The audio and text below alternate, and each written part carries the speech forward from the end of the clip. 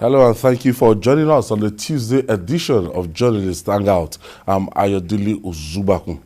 Today on the program, police arrest 3 Dowen College students over Sylvester Oromoni's death. Civil society organizations dispute claim of 500 billion naira costs for direct primaries. And later on the show, motorists protest deplorable condition of Cornell Bridge Road linking Kwara to Oyo State. I'll be hanging out with Babajide Kolade Otitoju and Emeka Madunagu. So if you're ready, let the hangout start now.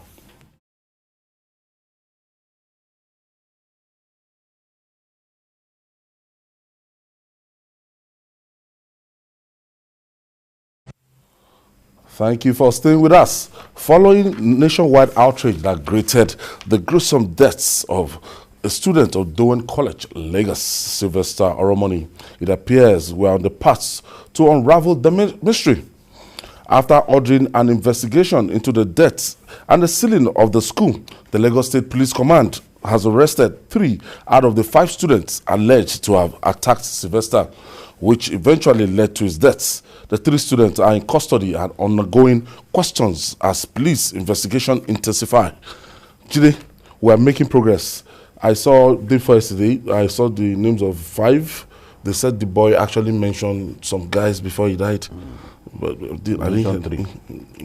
5 but 5 were believed to have attacked him, but he actually mentioned 3. 3. Yes. So they've apprehended 3. Yes. So we have to 2 go are on the run. So wherever they are, maybe this this is the Yuletide season. They might have gone out of the country, but justice will still take its course. At least with these 3 people, it will give us a clearer picture.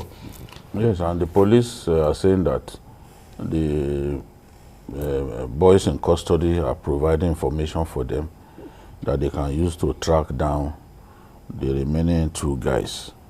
It is important that we make a strong statement against bullying by the way we handle this matter.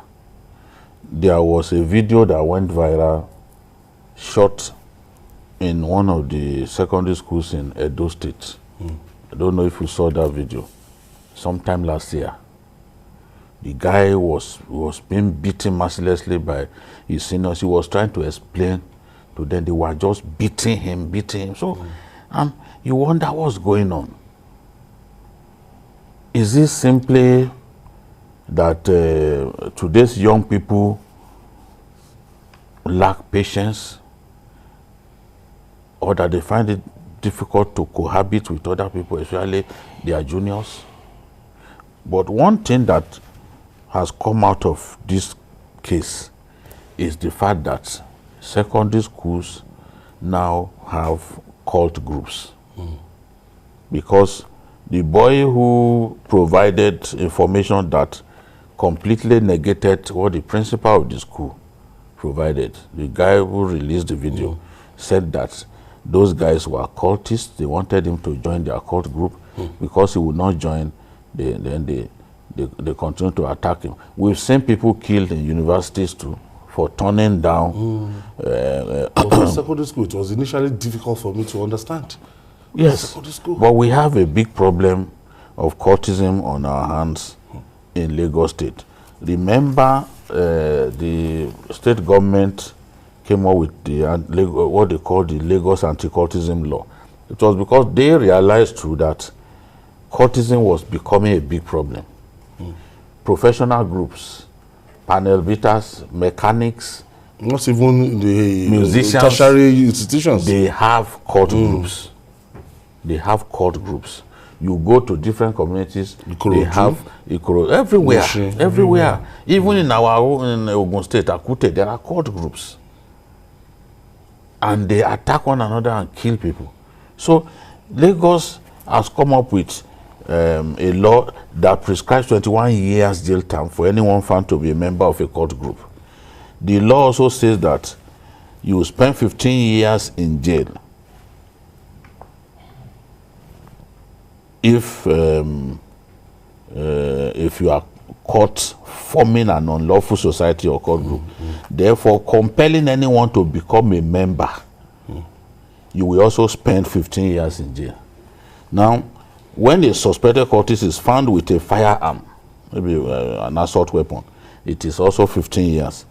It is 21 years in jail for a suspected cultist that arranges or orders a fellow cultist to avenge or retaliate or injure anyone. Then any student who joins an unlawful group is liable on conviction to a term of 2 years imprisonment. So even if you are a student, you are not insulated. Then whoever aids or protects a cultist is guilty of an offense and is in danger of being sentenced to 15 years in jail. Then finally, it is 21 years in jail if a member sets fire or uses any deadly object in such a manner as to endanger the health or property of any person or group of persons during a raid. One thing that the law also says is that parents will be culpable in the event of in the event of the arrest of their children. For cultism, parents will be culpable. So we are eager to see how this matter is resolved. Already, Femi Falana has called for coroner's inquest. I agree absolutely, because when the head teacher of the school or the principal claimed that the boy was playing a football match and he was injured, and the magnitude of injury the guy sustained, you can see the video. Belly, how will you be playing football? His belly was swollen. He couldn't walk well. His teeth was already red from blood stains, you know, and clearly his legs were swollen, you know, and as if it was ingested with a kind of chemical. Yes, that is what his father. I watched the video in which his father was talking to BBC, and he said that they appear to be something like blisters on his lips, which means that the chemical that they probably forced him to ingest was what injured his lips, caused damage to his lips. So it is a coroner's inquest, an independent one for that matter, that can get us to know the truth about this whole thing, how it all ended. Emeka, it's so bad now that we've gotten to a stage that even it has always been there. From what I gather, because I can't be part of them, I don't know about them, I'm not interested in the activity, that the process of their initiation we have to do with beating. And throughout the time we went to secondary school, university, we used to hear this thing, that when they want to initiate you, they take you to a restricted area to beat you up. What kind of demonic organization want to recruit you through beating? No, you see, this issue of bullying has been part of the Nigerian educational system for so long. I went through secondary school in the mid to late 80s, and I went through hell. I really suffered bullying.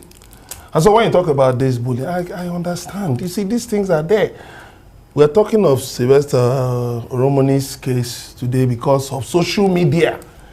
Do you know how many pupils of secondary schools who have been killed over the years that were just quietly swept under the carpet? Swept under the carpet because their parents were influential. And these schools, they don't want these schools to go down. You know, yes, they want to protect the image of the school. If you look at the schools now, they are like warehouses where you just pack goods. You know, the pupils are like goods. You offload from a trailer, you just keep there, and then after some time, you move them out. Who really cares about the character formation and character development of children that go through schools? What happened to guidance and counseling? It was introduced at the time in the 80s in secondary schools, but suddenly it disappeared. And so children are just left to their own devices. Schools will just employ a housemaster, housemistress to supervise so many pupils. A housemaster that has his own issues to deal with, and maybe doesn't even live in the hostel because they live in staff quarters.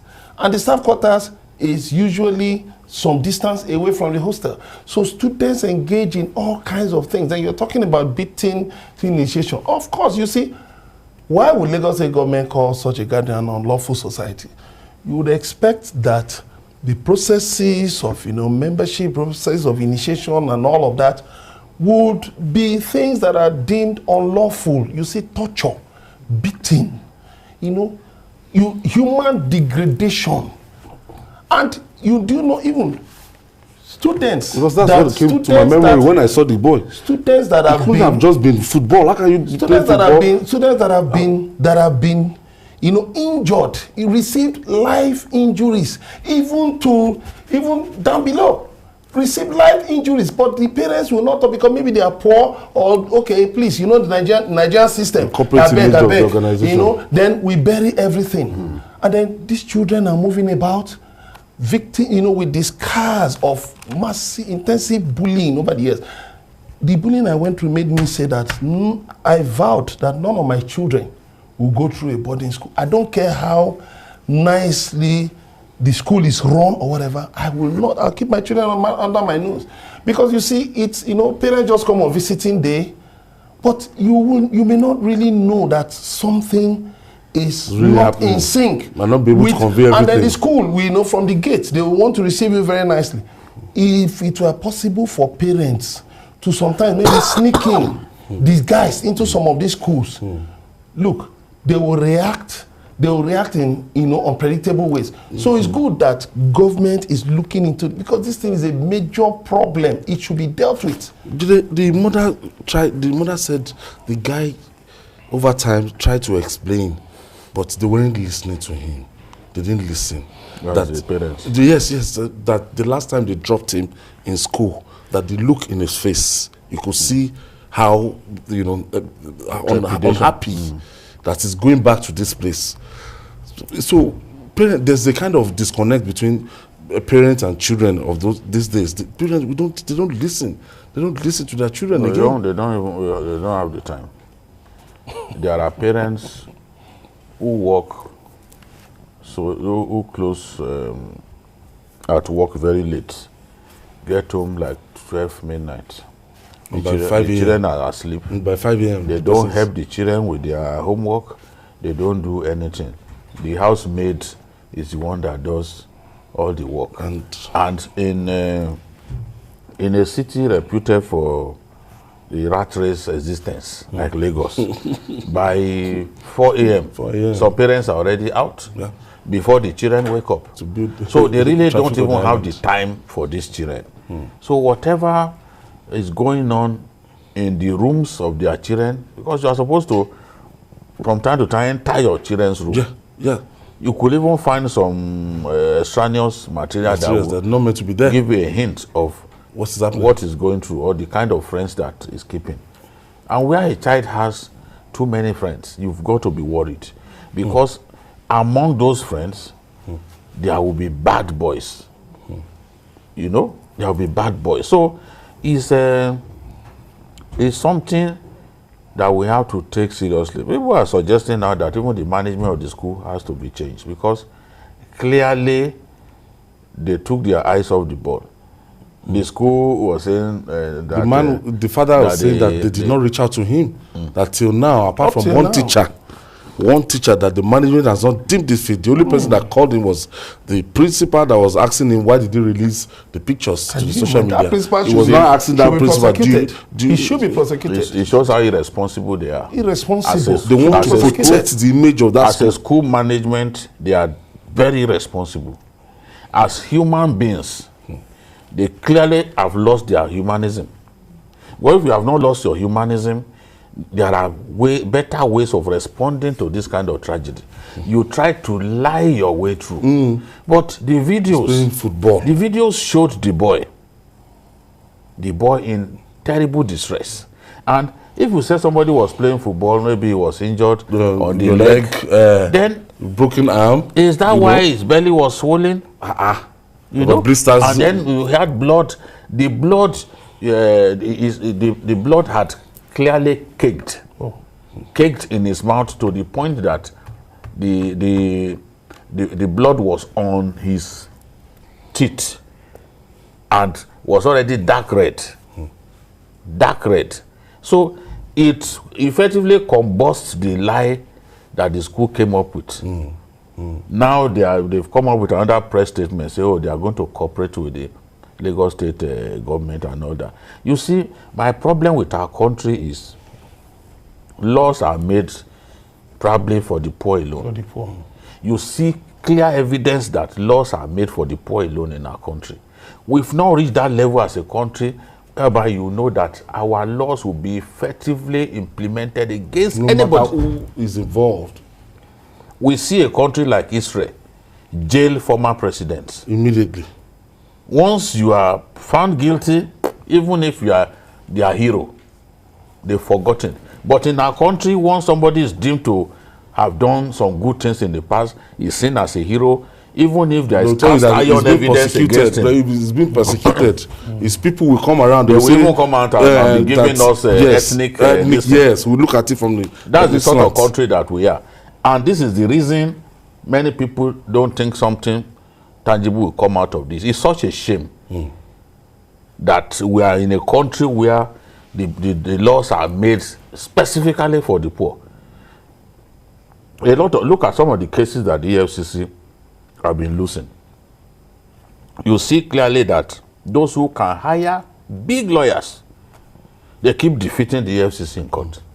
Because the EFCC don't have access to fund to, get the biggest lawyers. And they too, the prosecution, on many occasions, they don't even do due diligence.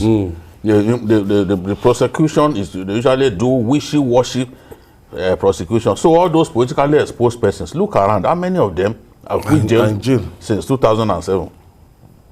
How many of them have we successfully jailed? So people are worried that even this matter might be swept under the carpet.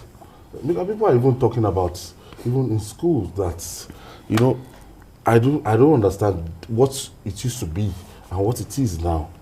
That you have secret cults, that you have organizations that they are not meant to be exposed to right now, and a lot of school management, they are not even aware that they have such nefarious organizations within their system. In higher institutions of learning, when you are graduating, it said that you have been found worthy in character and learning.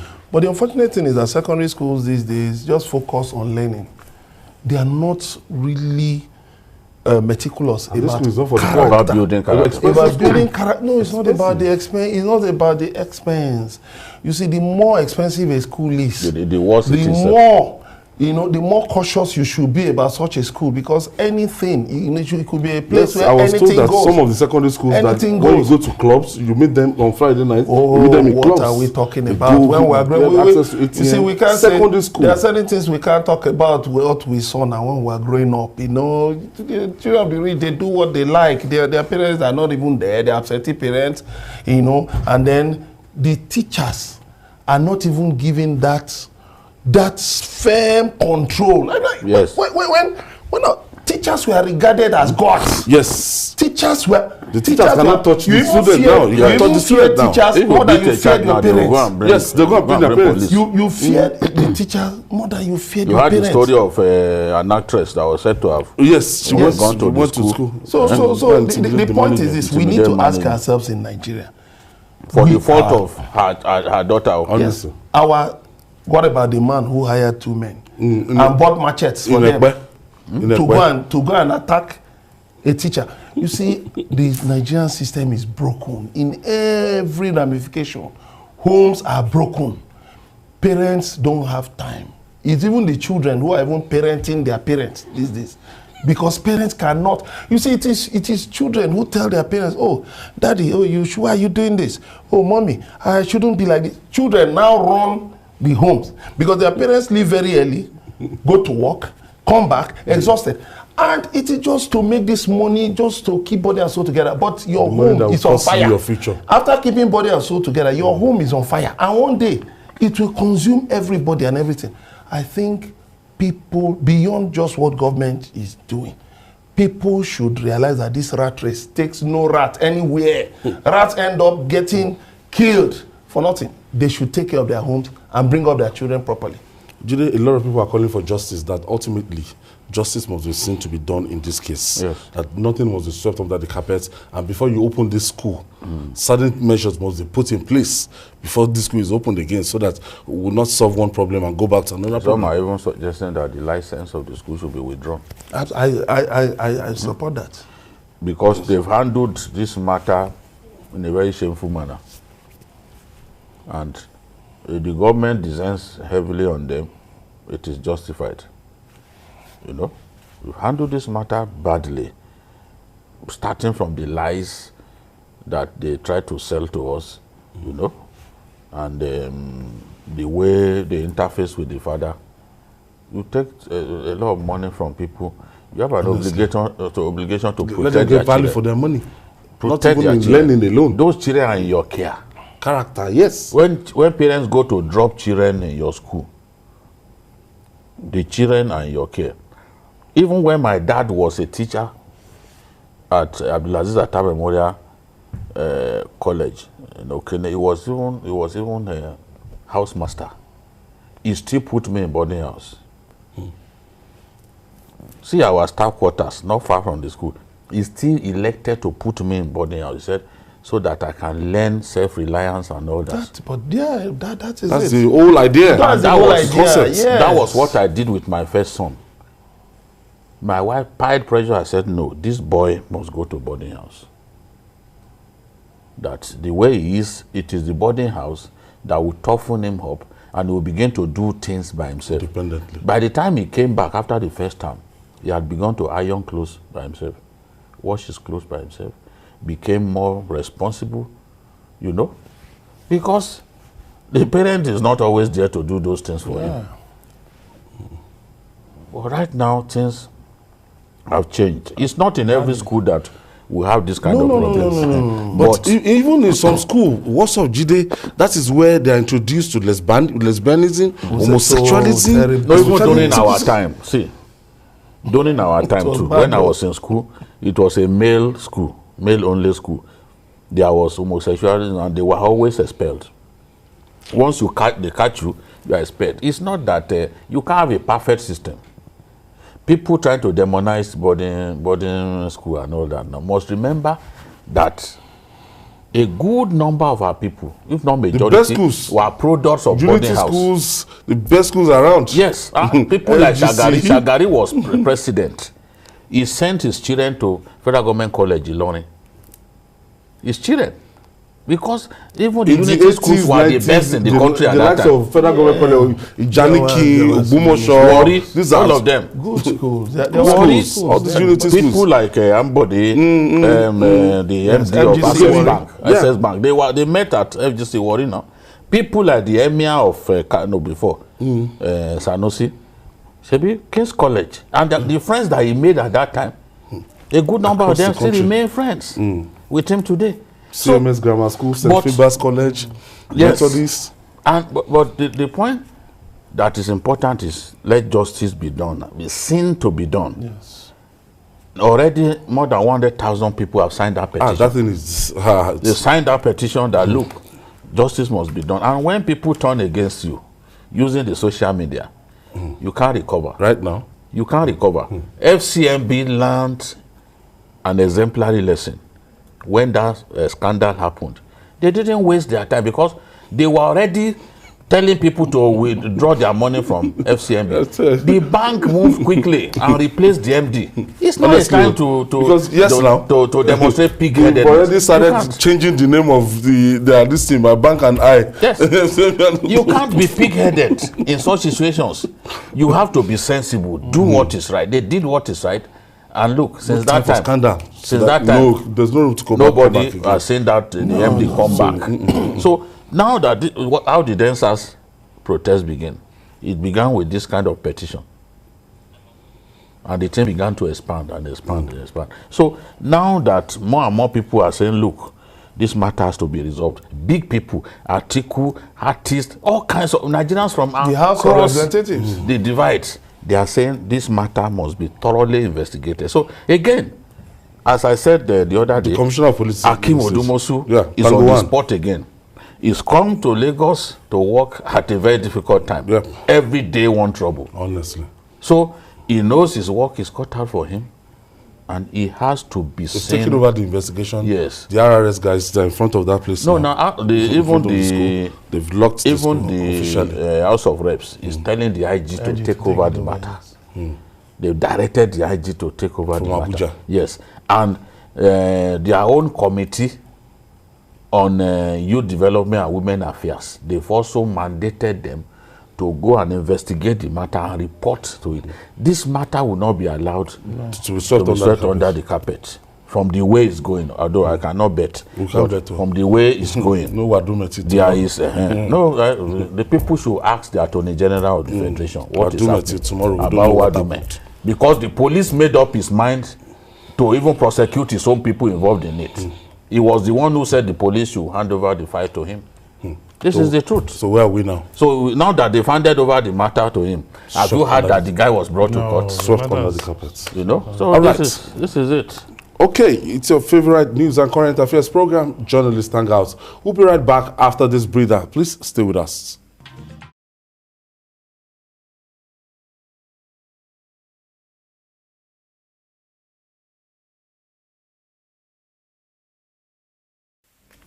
Thank you for staying with us. It's Journalist Hangout, and I still have Babajide Kolade Otitoju and Emeka Madunagi in the house.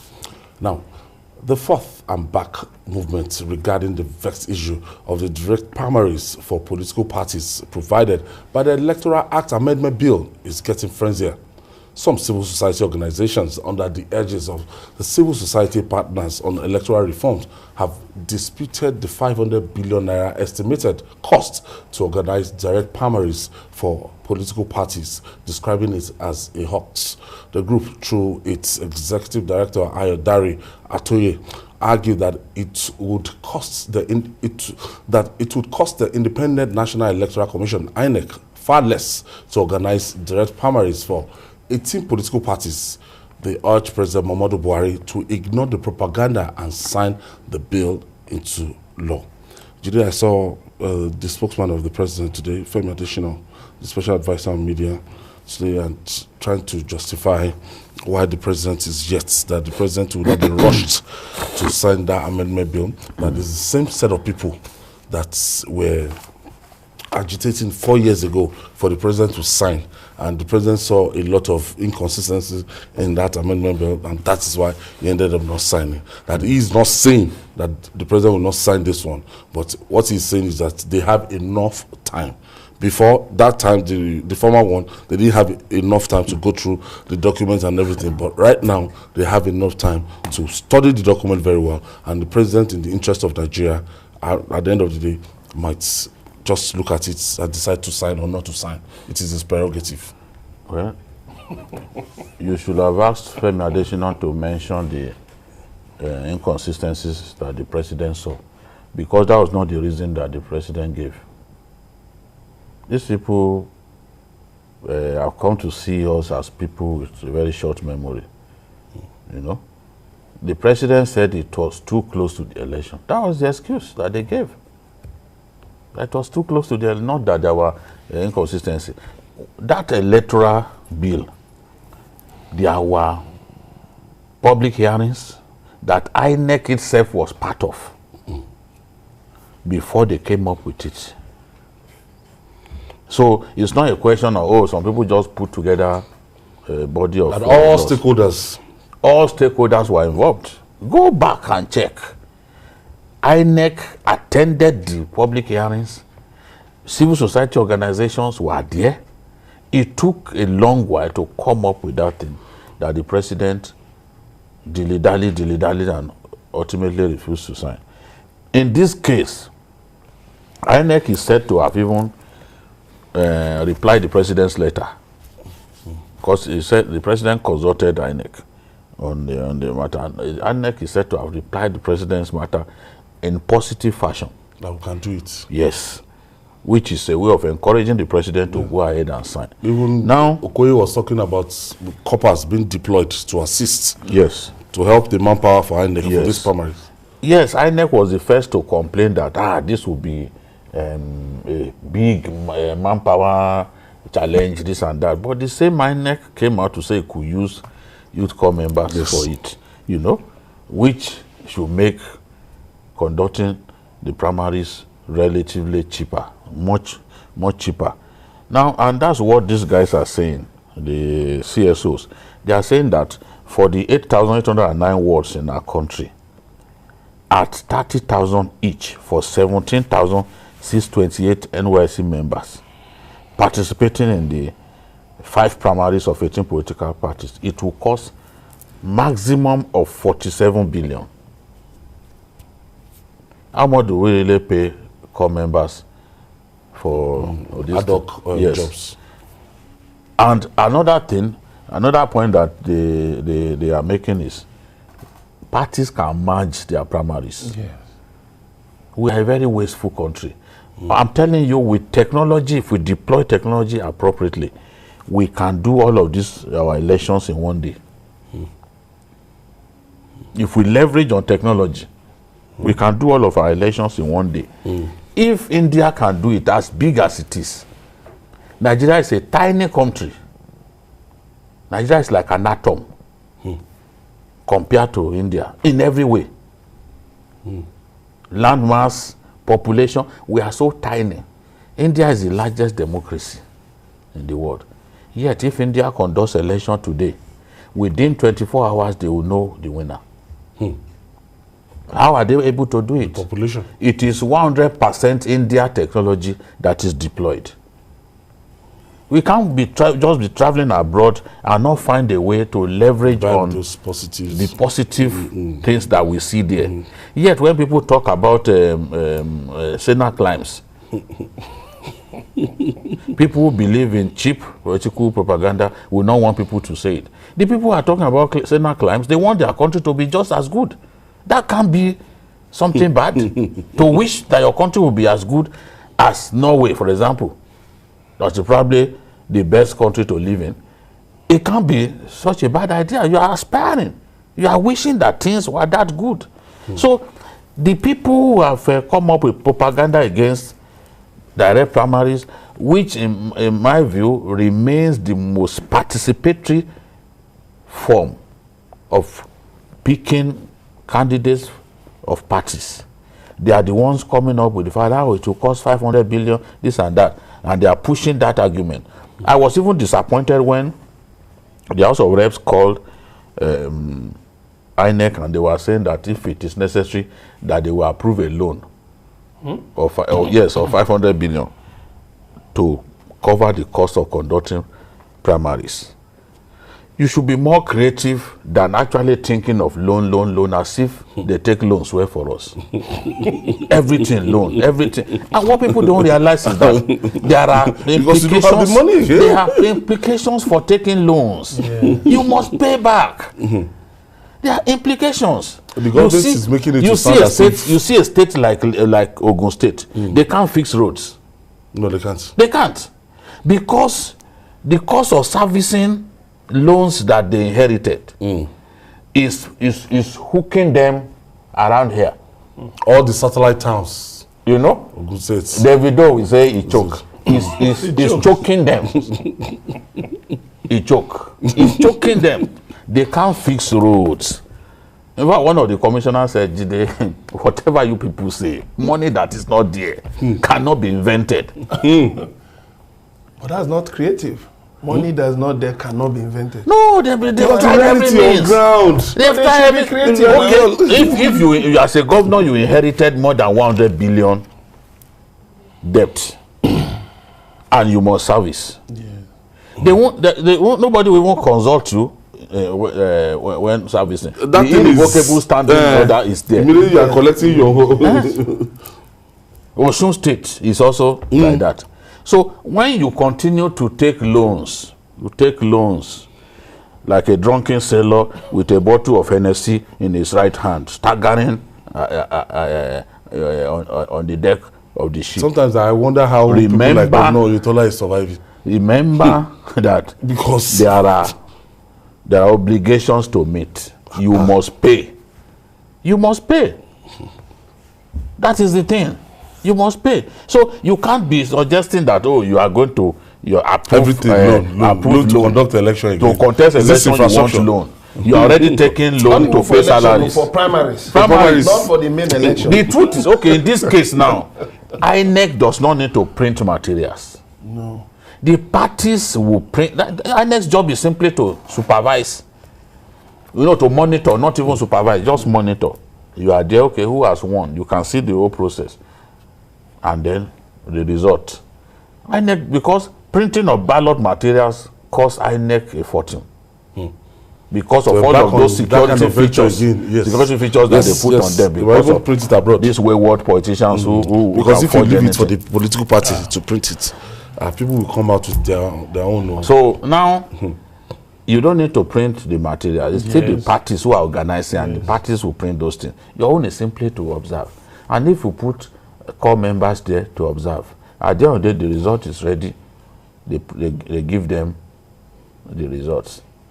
And it's not every political party in Nigeria that will be ready to even do. They think that all of those parties, those parties, some of them are not present in some areas. Honestly, they have no presence of any sort. Out of over 120,000 polling units in the country, hardly will you find their agents in two-third. Yes. These political parties, apart from projection, INEC will not be able to spend all of this money.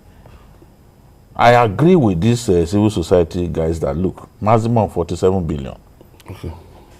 47 billion. Emeka, what do you make of this? I find it ridiculous and disingenuous, because we are at a point where we should get more serious about making our country work. We just, we seem to find ways to deepen our fault lines to make things not to work well, because some people stand to benefit from such. How about, okay, let's say for a state like Lagos, what is the farthest point in Lagos from anywhere to anywhere in Lagos? You can actually bring the primaries of a number of local governments to the stadium at Surulere.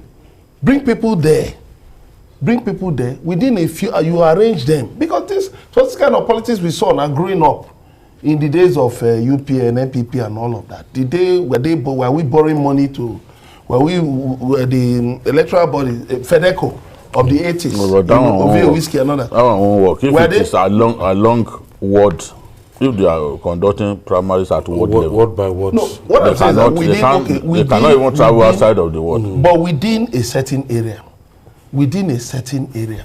you can put people. I'm just talking about the stadium. You have youth centers. The way it can work is maybe in a ward, for example. You gather people together. The parties can be localized in one area. Yes, okay. You bring them together. Come together, maybe the local government office. Yes, you bring them together.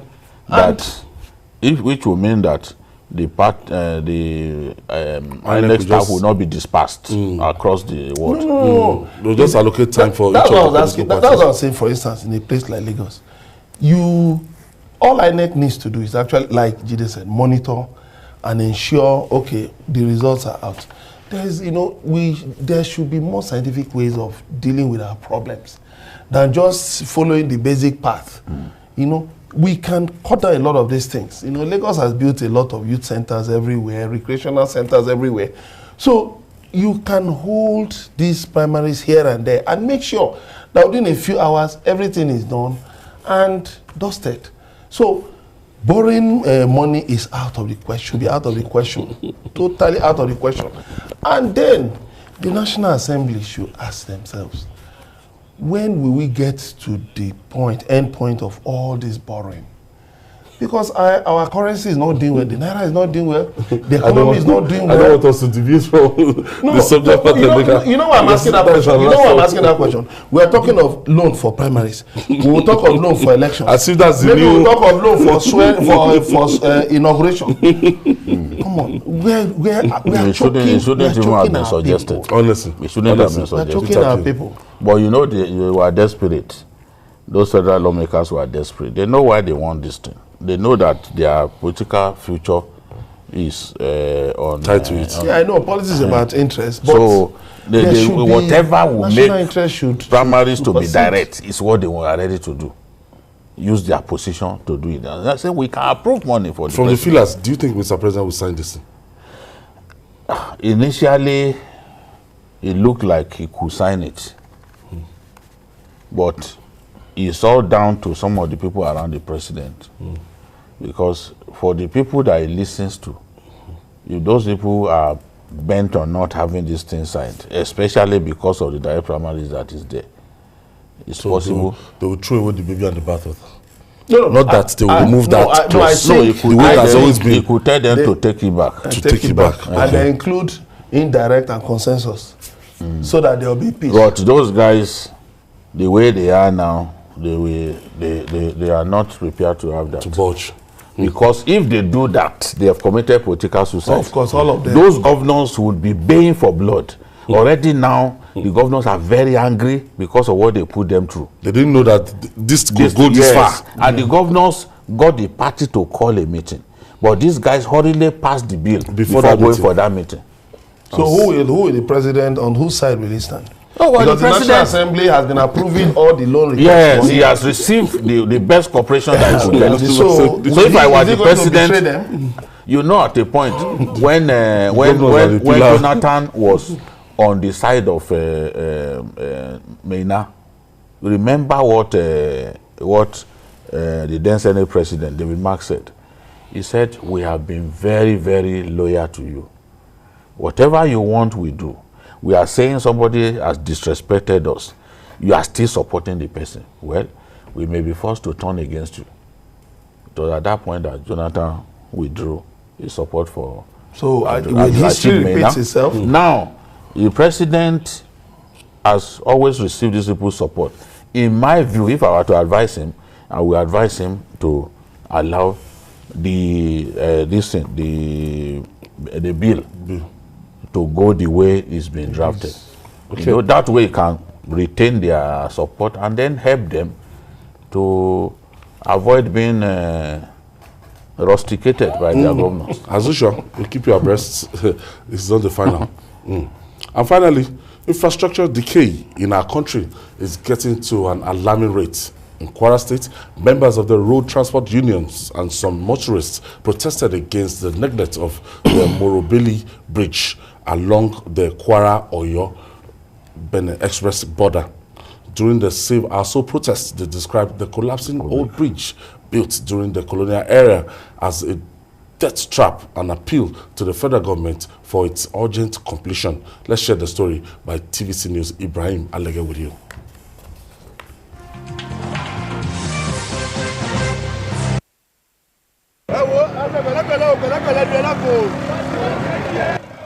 The Moro Bridge along Ilorin-Igbeti Road is one of the major bridges along Kwara-Oyo Benin Republic border. Thousands of motorists ply the bridge daily. The bridge was constructed during the colonial era and renovated in 1981.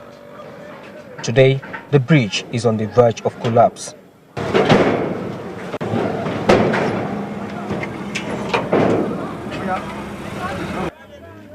This is why motorists are protesting. This imposes a lot of hardship on the people, and especially the transport workers and farmers who are in the majority here. Belkis Siddiq passes through the bridge every day. She's frustrated about the state of the bridge. The federal government awarded the construction of the new Moro Bridge in 2017. It was meant to be completed in 2018, but the contractor requested for a review of the contract. That was supposed to have been completed in 2018 November. So, but since around that time, the contractor requested for review of rates, so which has not been approved by the government. Percentage of the work done presently is 35%. Motorists want the bridge to be fixed without further delay. The boat union hereby appeal to the federal government through the state government to please come to our aid of Nigerians through the reparation of this Moro Bridge and Ohan Bridge.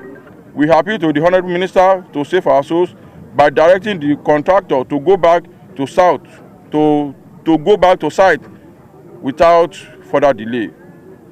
Our people are suffering, our businesses are collapsing. We beg the minister to come to our rescue now. This indeed is the true definition of death trap. Any little mistake on this bridge, one may find himself under the bridge, and this can actually lead to death. This explains why motorists along this axis are calling on the federal government to expedite action on the alternative route that the federal government is working on. Ibrahim Malige, TVC News, Ilorin.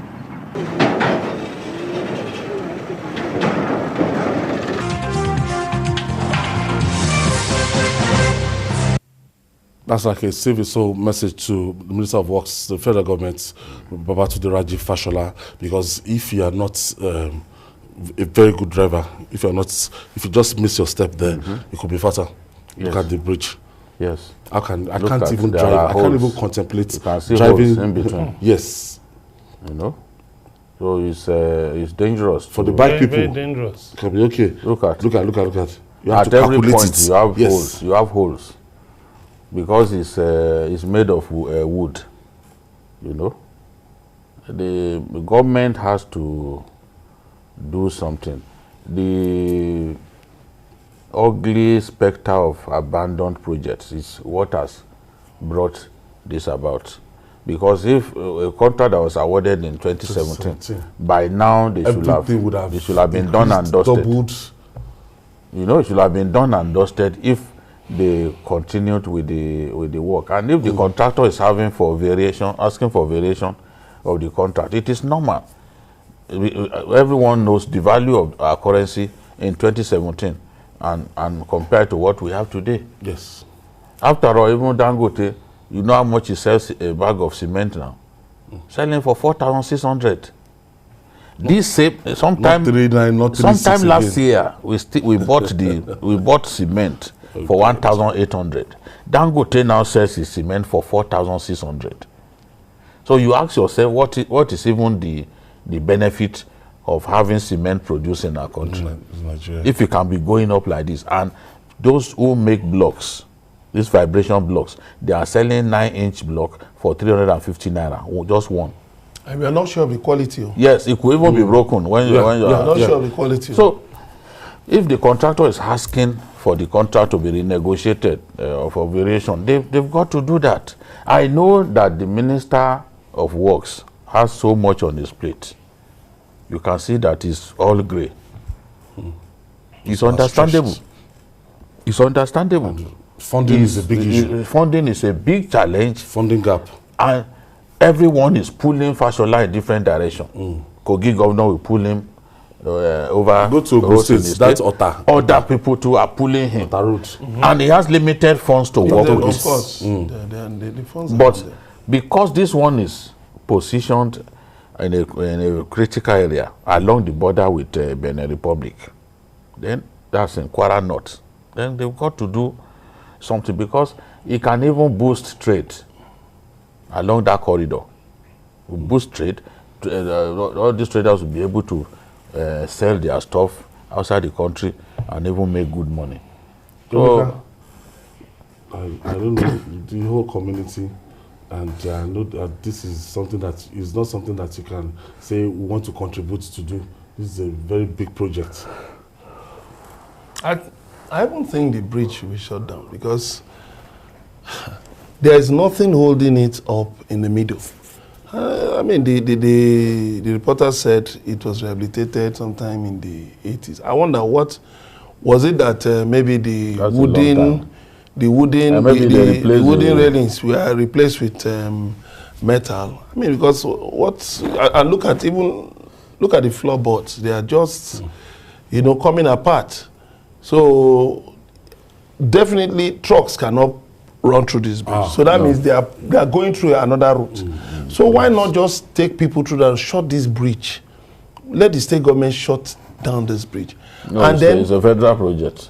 Yeah, but of course, if any... But Mr. President has said nobody should do road unless so even the state government, they will not pay you. The state government should ask the federal government to shut this bridge down and then do something urgently. If they can find any company, any major company operating around here that can even take over the project, for tax in exchange for tax credit, fine. So that since it's, the border with Can Benin they start Republic. collecting toll from this community? People shouldn't does not even look like- No matter how little they can still on toll this it. bridge. People shouldn't even If a private person can come and do something about the election for tax credit, there are He has different to ways. calculate. There are different ways, apart from tax credit, there are different ways by which you can get the private sector involved in infrastructural development. You know, there are a lot of ways. If government wants to be creative, government has a lot of power. Government can make a lot of Ultimately, things happen. even across the country, there's no how we can sustain those highways without having to toll some of it back. And give without giving some of them to the private sector to manage. To manage, yes. Got to- Because Yes. We've got to do Yes. that. Our people go abroad, they pay for these things, and they come to Nigeria to complain that no, you cannot. Where will government find the money? We are even owing too contractors. We are owing contractors so much local money. contractors, foreign contractors, by the time you see the breakdown, Contracts that are abandoned halfway because we were not funding the contractors sufficiently. They are there. We have obligations. Just as Thousands, over 25,000 Honorable abandoned Toby Okechukwu was saying that day. on Sunday. Yes. So we have no choice but to get the private sector involved in the management of some of these highways, and they will put way bridges, they will put tolls, like all those trailers, you know, carrying massive yes. goods. Roads. You've got Pressurizing the roads. you've got to take some money from them. Take some money. These roads are not built to carry dead weight. You see trailers parked permanently on our roads and damaging them in the On process. the bridges. So the people of Kwara or your Benin Republic border, that's Morobili Bridge, appealing to the Minister for Works. Yes. That's Yes. Babatunde Raji Fashola. Babatunde Raji Fashola. Do something. Please look into this. Yes. If it's something that can palliative, I can do for the meantime. Yes, While working on the, We are working on the main bridge. Yes, because around this period, the bridge they will can be even make this one safer and continue work at the other end. Yes. I want to thank you Thank for you your very contribution much. today. Thank you very much. Thank you. And the master himself, Babajide Kolade Otitoju. Thank you for always being there. Thanks. And that's our offering today. Join us tomorrow for another episode of the program. You can watch the repeat broadcast tonight at 11. And don't forget to join us on Journalist Hangout on Sunday, 1:30 to 3:30 p.m. with Journalist Hangout on Sunday. Or on YouTube, youtube.com/TVC News Nigeria. I'm Ayodele Ozubaku. See you tomorrow and God bless Nigeria.